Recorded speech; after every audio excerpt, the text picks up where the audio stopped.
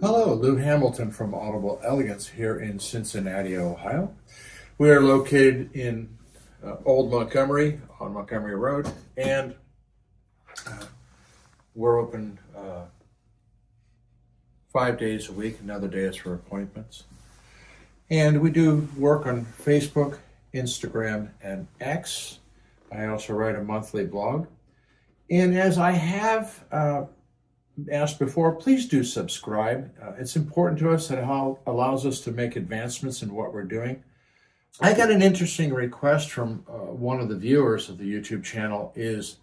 He thought it would be interesting to see what I thought were the classic audio pieces. Now, classic audio pieces are not necessarily only extreme audiophile products. These are products that are kind of like iconic. And we just happened to receive one which is kind of iconic, which was the original CD player brought to the American market from Sony, the CDP-101. And amazingly, we have a working remote. We still have to work on this puppy to get her alive again.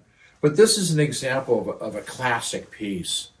Other pieces that come to mind, and I owned them, and in fact, I will actually get to see my original set in a few weeks, are the Quad ESL 57s, which I restored with the assistance of the original Real Quad company. And that's a classic design by any stretch of the imagination.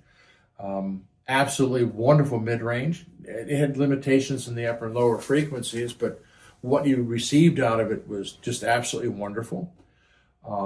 Which led me from that speaker to what I consider another classic, which was the original Martin Logan CLS speaker. I consider that one a classic in a more state-of-the-art electrostatic design because they no longer had to have protective covering over the stator panel to keep it from shorting out from dust and dirt. So it was a real step forward in the electrostatic industry. I have to go back and think of my early audiophile days, and I would be remiss not to include the Audio Research SP3A, which for years was kind of the benchmark for preamplifiers. To the extent that when they got so old, and of course some people nibbled with them with modifications, Audio Research is like, are we always only going to see these things for service? And it's a classic design. It's not state-of-the-art, but it's a good example of a real step forward in our day. There are unquestionably pieces that I've owned, the Marantz Model 9s and the 7C. Those are classic pieces. The original Model 9s are absolutely wonderful with the Mullards, and I actually combined those with the Quad ESLs. And I have regrets about parting with those. The folks over at McIntosh, the 240, the 275, the 78 tuner. Those are all classics in their design. Some people in the tuner industry would think of the 10B out of Marantz, but there are also tuners like Sokara's tuner, which was a spectacular piece. And I had the pleasure here in Cincinnati of sitting with the founder of WGUC, Mr. Wood, in his studio while he was using the tuner to look at the poor quality of his competition and what they were transmitting. So it was really a neat piece. I myself, when it comes to classic tuners in the older style, one of my favorite values out there is out of Sansui, the TU-717. Extraordinarily musical and buried many, many contemporary tuners at that time, and also quite a few others.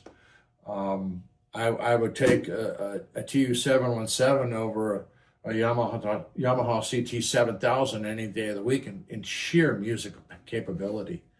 So I consider those classics. Wow, I mean, there's so many. If I wander over into the speaker world, who could not remember the Klipsch K-horns? I mean, they were everywhere, and everybody tried to compete against them. And Altec Lansing, you had the voice of the theaters. We can't forget, the JBL 100s. And of course, the other one that's still a favorite to this day are the 4212s, studio monitors. People are in love with those. And they're still fetching solid money to this day. I had the privilege of seeing some of the earlier, more professional JBL speakers with the Prism tweeters. There's one for you to look up. And so the classics, there's just some models that just have left such a strong impression in their performance or presence that they become these sort of icons in the market. Now, what I'd like, the rest of you to do who are watching this video is please contribute what you think are other classic models that I haven't mentioned, because there's so many wonderful product out there historically that I would be, incapable of remembering them all. There's just a lot of them. I consider, what's known as a Sinfonia, which was a large metal disc and basically a giant music box, as being an absolute classical piece of musical presentation. And if you ever get to hear one, do it. They're magic. They're absolutely magic. So there are a lot of products like that. Go, bring them up. Let me know what you think are truly classicals. I don't mean to forget anybody or exclude anybody. There was a really challenging question to say, wow, who could I all remember and enjoy? So let me know what you think. I really would enjoy it. Let others, come on in, make your suggestions, and there's no wrong answer, okay?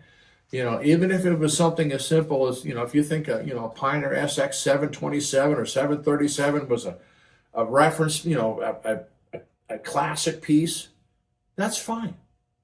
I want to see what you find as well. So let's have some fun with this one. Thanks.